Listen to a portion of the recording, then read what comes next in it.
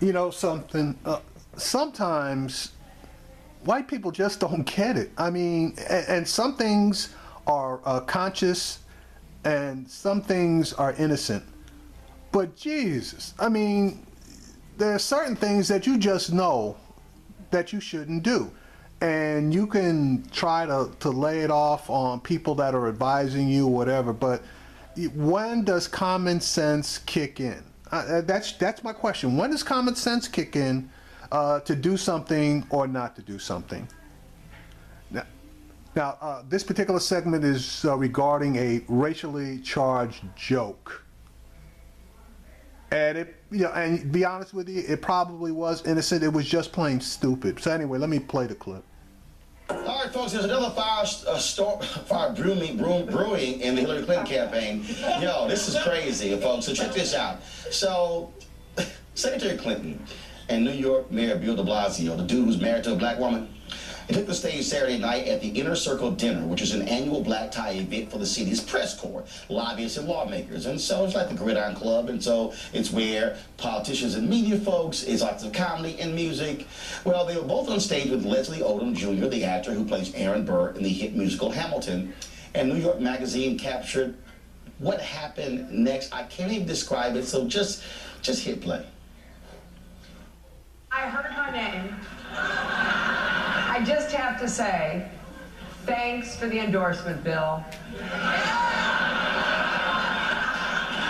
Took you long enough.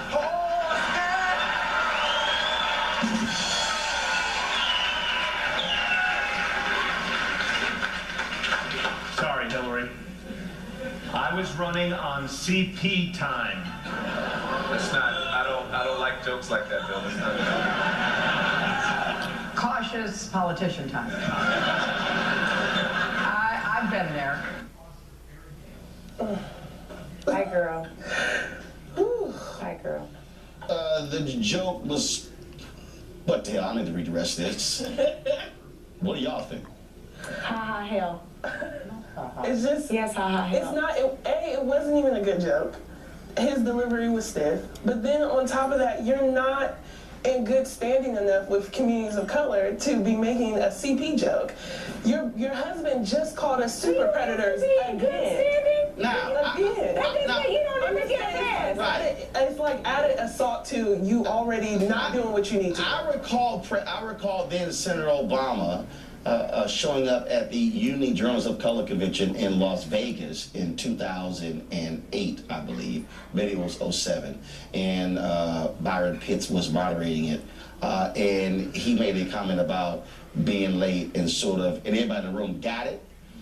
Byron's black, Obama's black, the room was mostly black, folks got it. This was just dumb. I mean, and what I'm trying to understand, de Blasio then tried to explain it, and I'm trying to figure out who the hell are the black people around both of y'all on your staff who went, y'all go ahead and go out there and do that dumb joke. Last night, Bill de Blasio was on television. He admitted the joke was fine. He said it was a joke. It was a scripted joke. He said everybody approved it, meaning his team approved it, means Hillary Clinton, Secretary Clinton's team approved it. And so what you have to ask is... Hold tight 1 second, Paris. Your mic fell down. Angela, go ahead. Yeah, I got you. I'll pick up we got it. Tim, we got it. We got it. So anyway, here's the thing. I don't care who signed off on the joke. Right. It's not appropriate. Let me tell you why. Like, it's not just that it would ever be appropriate, but to your point about adding insult to injury, here we are having a week filled with Bernie Sanders discrediting black votes in the South because they're in the South. And then he, really nailed the point home on a Sunday show. So, of course, after this dinner took place. But we're just finding out about this. Literally on TV screaming about Bill Clinton's usage of super predator, defending it, and talking about how wonderful welfare reform was for black people. So then you're just going to turn around and say, let me show you how down I am with black people. You make a CP time joke.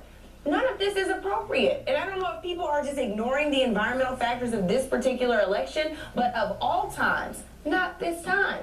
And not ever, but especially not now. Well, the big issue is it's not just having a seat at the table on the campaign staff. It's having a voice. Yeah, so I don't know if the people to you to say, have a voice at the table to say, you know what, this might not be a good idea to insert a CP joke because you have to understand what CP means in order to get the joke. And everybody on that stage knew, that even though they didn't say colored people, they knew exactly what CP Well, did you meant. hear all the groans? And then I wanted to read this because I just had to look up CP time in case I missed it. This says, also referred to as black people time, is an American expression referring to a stereotype of African Americans as frequently being late. Just in case anyone missed it. I'm not sure if you Our community joke, we're allowed to say we're on CP time, we're running late. They should have made the joke at their expense, at them being like white folks loving time, like loving to All I'm saying is, put people on a schedule. It's just all I'm saying is, when you got two white folks on stage, But they're both married. There was a Married to black black people. They're both married to No bill is black. Okay, no bill is not black. black. That bill's not black. Bill Clinton's not black. No bill is black. No bill gets a black hat. I'm not I doing just that. hope when de Blasio got home, his son with an afro cussed him out, and his wife smacked him upside his head. Yeah, they did. The footage is out. But speaking about the issue of how crazy race is, so we know Bill O'Reilly's always making some stupid Here goes another comment, Bill. okay? And so Bill O'Reilly was talking to Donald Trump the other night about what he was going to do for the minority. That's how Bill O'Reilly phrased it, the minorities. So they were discussing the issue of African Americans. Y'all gonna love this one. Play.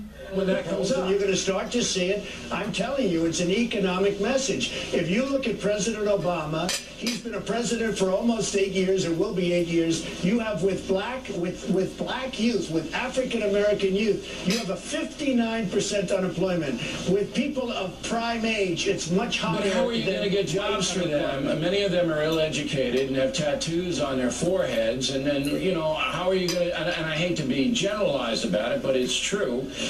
If you look at all the educational statistics, how are you going to give jobs to people who aren't qualified for jobs? We're going to bring jobs back. We're going to have Apple computers made in this country, not just with But you have to have skills to make Apple computers. You have the educational system. So let's see here. First, most black youth are ill-educated. Crazy. Okay. Myth. Most black youth have tattoos on their foreheads. Bigger myth. And I mean, generalize this, but it's true. You look at the education stats; they're not qualified. But you know what's amazing to me? What's amazing to me? You talk about that here.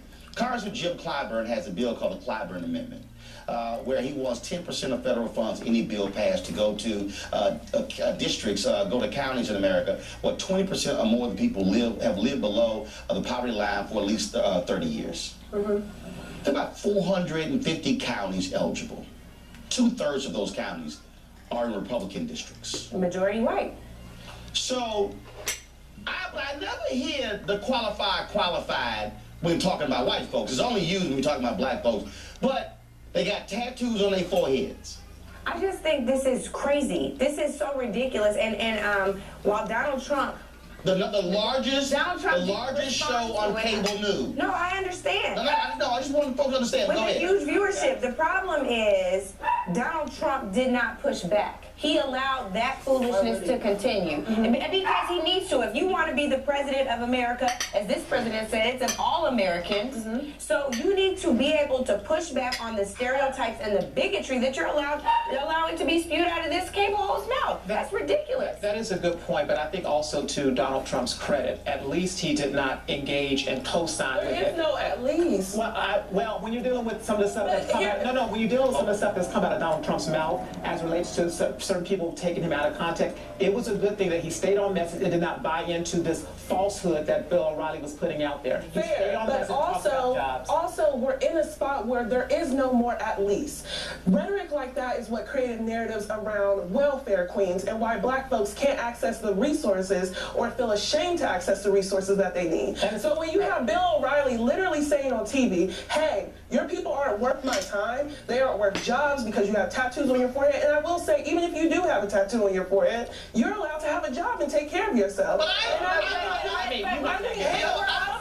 the point is that everyone needs to be pushing back on this. Bill O'Reilly should honestly be off the air by now. Angela? Because this rhetoric is that his ratings are too good, unfortunately, which means there are more than just Bill O'Reilly that believes this foolishness. My issue is that we are at a particular time where you saw this on both sides of the aisle.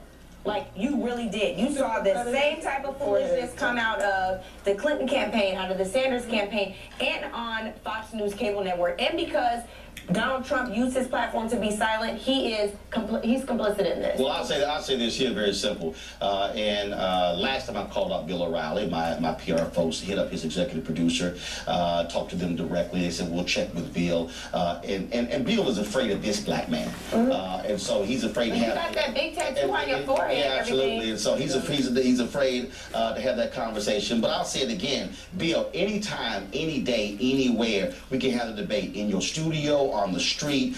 We can have it. We can have it at Sylvia's. It don't matter. But at the end of the day, if you want to have this conversation, let's roll. But you're not going to sit here and make some stupid comment saying most black youth are ill-educated, but then you don't want to have a real discussion about the education system in America, and then you're not going to sit here and say they got tattoos on their forehead, which is pretty damn stupid. But also, Bill, I didn't forget your comment the other day where you said, oh, in my world, I don't see racism. Guess what? Why? Your comment you just made is likely why. Because coming up next. All right, so that's just two examples. One of them is an example of there's no other way to call it. That CP joke was just plain stupid. So, was it racist? Well, probably not. Was it racially insensitive? Absolutely. And that the joke should have never been done. That Bill O'Reilly thing, we've been calling Bill O'Reilly a goddamn racist since the year of the flood.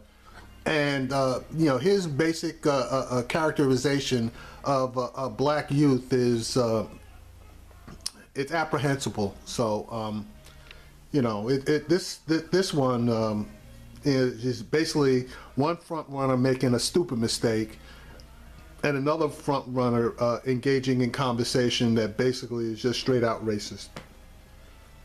Now, you can call it being biased towards the Democrats or being unbiased towards the Republicans, or even biased toward, for the Republicans. Whichever way you want to call it, that's up to you. But two examples, probably three, because he didn't really do much on Bernie Sanders basically discounting the votes that were taken in the South.